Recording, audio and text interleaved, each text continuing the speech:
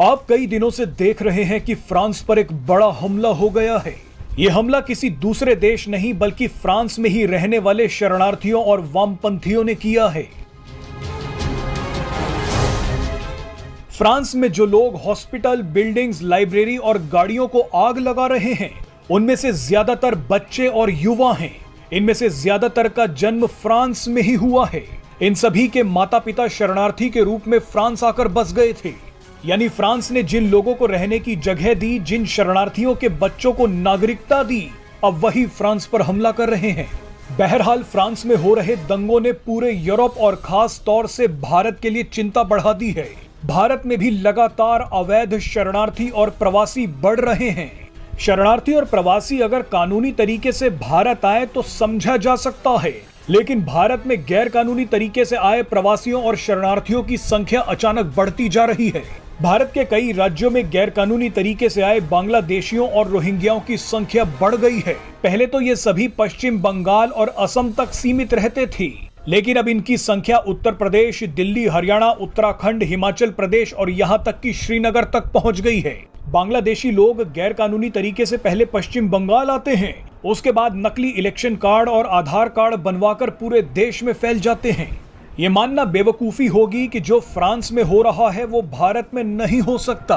भारत भी एक time bomb पर बैठा है। कई मीडिया रिपोर्ट्स में दावा किया गया कि सीएए और एनआरसी को लेकर दिल्ली और उत्तर प्रदेश में जो दंगे हुए उनमें रोहिंग्या शामिल थे। सबने देखा कि दिल्ली और उत्तर प्रदेश की सड़कों पर कैसे पत्थरबाजी की गई और कैसे आगजनी की गई। उत्तर प्रदेश के मदरसों पर जब छापा पड़ा तो वहां कई रोहिंग्या मिले। इन सभी के पास हथियार भी थे। एक्सपर्ट्स का मानना है कि भारत में गैर कानूनी तरीके से घुसे इन लोगों का वोट बैंक के लिए इस्तेमाल किया जाता है। असम और पश्चिम बंगाल जैसे राज्यों के कई इलाकों में तो डेमोग्राफी ही बदल गई है। मूल निवासियों से ज्यादा अब शरणार्थी और प्रवासी हो गए हैं। आप खतरे का अंदाजा इसी बात से लगा सकते हैं कि कुछ साल पहले भारत सरकार ने सभी राज्य सरकारों से कहा था कि वो अपने राज्य में रह रहे रोहिंग्याओं के बारे में जानकारी इकट्ठा करें। कई सुरक्षा एजेंसियों का मानना है कि रोहिंग्या और अवैध शरणार्थी नेशनल सिक्योरिटी के लिए खतरा हो सकते हैं। एक रिपोर्ट में बताया गया कि कई राज्यों में हो रही छोटी और बड़ी आपराधिक घटनाओं में रोहिंग्या शामिल थे। मजे की बात देखिए कि जब भारत सरकार अवैध प्रवासियों को ढूंढने का प्रयास करती है तो देश में नारा लगाया जाता है कि हम कागज नहीं दिखाएंगे।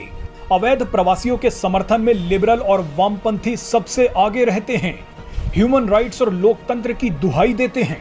लेकिन ऐसी हरकतें देश के लिए खतरनाक साबित हो सकती हैं। देश में धीरे धीरे अवैध प्रवासी बढ़ते जा रहे हैं। इनकी पकड़ भारत के हर राज्य में हो रही है।